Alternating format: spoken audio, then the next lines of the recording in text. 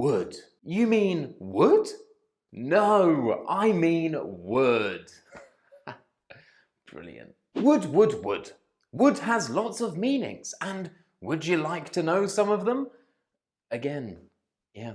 My name is Toby, this is Smash English, and here is everything you need to know about wood for the B2 First Cambridge exam.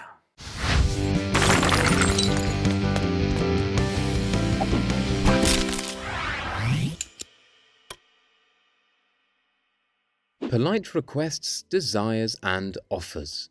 This is one of the first things people learn in English, and it's really easy, but also quite difficult when you understand what you are doing when you say it. We can use would with like or love to mean want.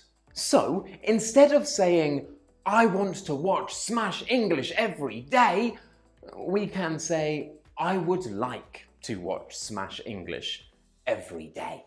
But why? Why do we do this? Firstly, it's more polite. But secondly, if we say, I would like to watch Smash English every day, are we in this moment watching Smash English every day and enjoying it? No, we are not. And that's a terrible thing. So actually, we are putting would before the verbs like and love to emphasize that this is an unreal situation. This is an imaginary future or present situation. Right now, I am not watching Smash English every day, and that's still a terrible thing. However, in the imaginary present that exists in my mind, I am watching Smash English every day, and I am loving it. Everyone loves it. We love it. Smash English, great channel, great. So, when we say I would like something, or I would like to do something, we are actually using a second conditional. If I had this, I would like it, so give it to me. If I were doing this now, I would enjoy it, I would love it, I would like it. So let me do it, please. Let me watch Smash English. It's my right. Yeah. I'd like a bottle of water. I don't have a bottle of water, and I really want one. I'd love a pet rat. I don't have a pet rat, and I really want one. I'd love to have a friend. Just one. Just one would be fine. Just one. We can use this same structure for offers. All we need to do is put it in the interrogative form. Yes. Would you like a pet rat? Yes, absolutely. We can also use this for requests, often with the word mind. Would you mind smashing that like button, subscribing if you haven't already, leaving a comment down below, calling up your friends and saying, hello guys, I have found a great YouTube channel called Smash English, and if you want to pass the B2 First exam, then you really should subscribe. It will help you pass. Yes. Goodbye. Like that. Don't hit yourself though. That's weird. Why? Imaginary futures and presents. Technically, this is the same as the first use. Again, think of the second conditional. Remember, we use the second conditional to talk about an imaginary present or an imaginary future with an imaginary future result. We use would plus infinitive in the result clause to talk about this imaginary result. Remember, the grammar of the second conditional is if plus subject plus past simple, subject plus would plus the infinitive. If Smash English stopped publishing videos, you would cry. But you don't have to cry because Smash English is still publishing videos, and you are very happy about this. Yeah, so happy, right guys? Guys? Do you want to know more about the second conditional? Of course you do. Video right here.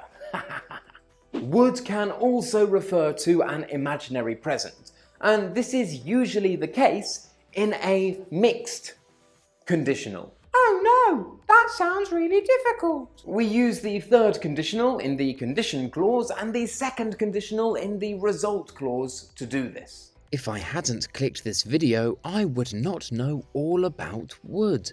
See, we are talking about an imaginary situation in the past and its imaginary result in the present. That's so easy. Do you want to know more about mixed conditionals? Yes, you do, so click the link. Goodbye. Imaginary pasts. We use would plus have plus a past participle to talk about an imaginary past situation. This is usually in a third conditional to talk about an imaginary past result. Remember, we use the third conditional to talk about an imaginary past situation with an imaginary past result. All right, then just stand over there. Do you want me to stand here? Yes, exactly there. Yeah. Yes. Now just read the script. And shall I hold the microphone like this or? Well, okay, yes, fine. Yeah. obviously you need the microphone. Yeah, now just... If I hadn't found Smash English, I would have stopped learning English. No, that was terrible. That's not what we spoke about. What? Fine. With some emotion. If I hadn't found Smash English, I'd have stopped learning English. Okay, yep, that's a lot better. We can use that. Yeah, good. Right, yep, cheers. No, Can I go? Go away. Yep. Right. And the money? Later. Alright, fine. See ya. Bye. The grammar, of course, for the third conditional is if plus the past perfect, plus subject, plus would, plus have, plus the past participle.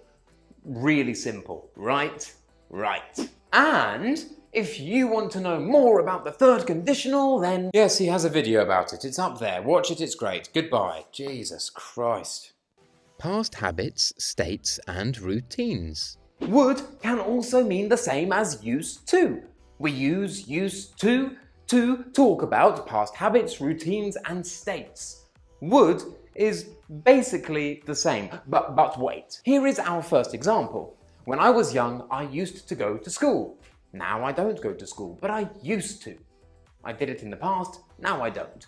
When I was young, I would go to school. I did it in the past, and now I don't.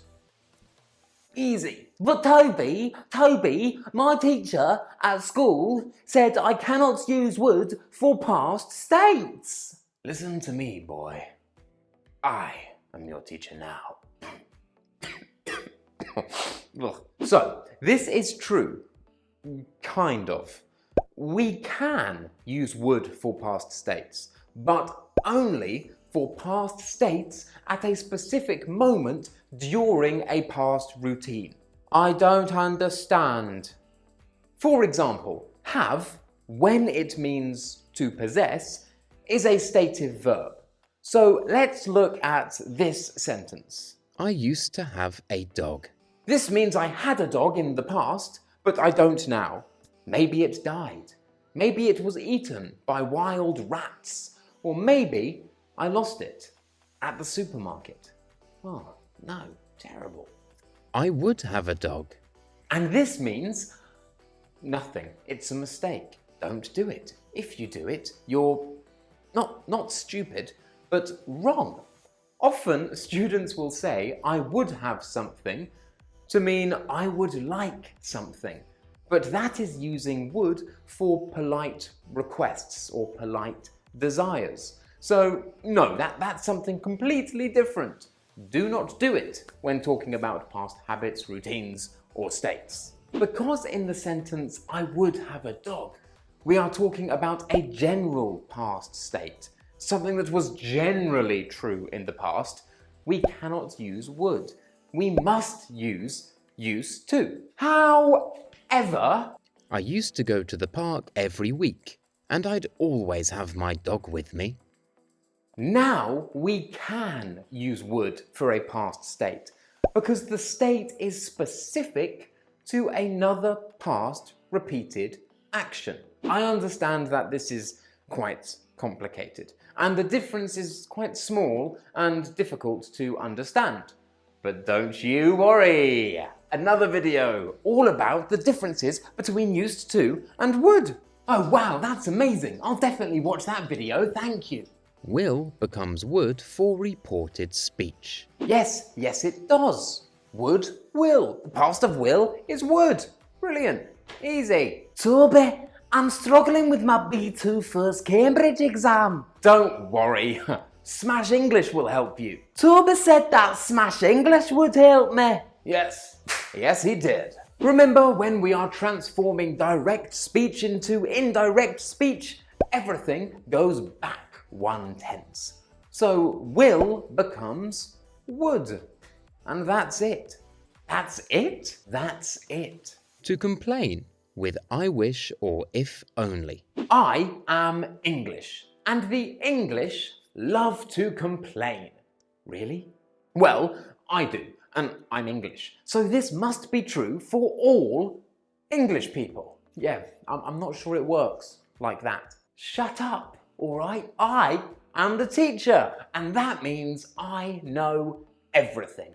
And I wish you would not question my authority like that. Look at this magnificent sentence. I wish plus object pronoun plus would plus infinitive.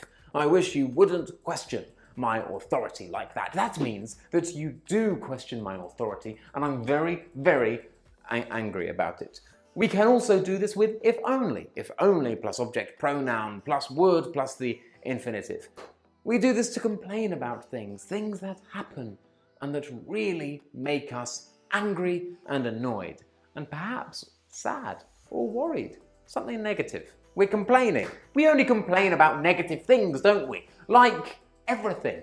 Everything is negative. I hate my existence. I hate not having friends. I hate that I'm sat here making video after video to help you with your exam. And why? Why am I doing it? Students pay me for lessons, and then I sit here in front of a camera. All right, calm down. Jesus.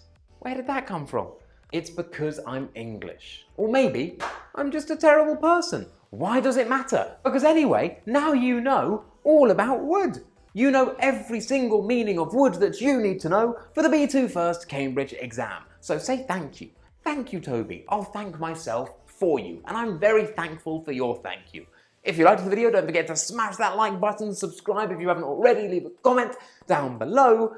My name is Toby, and this was Smash English.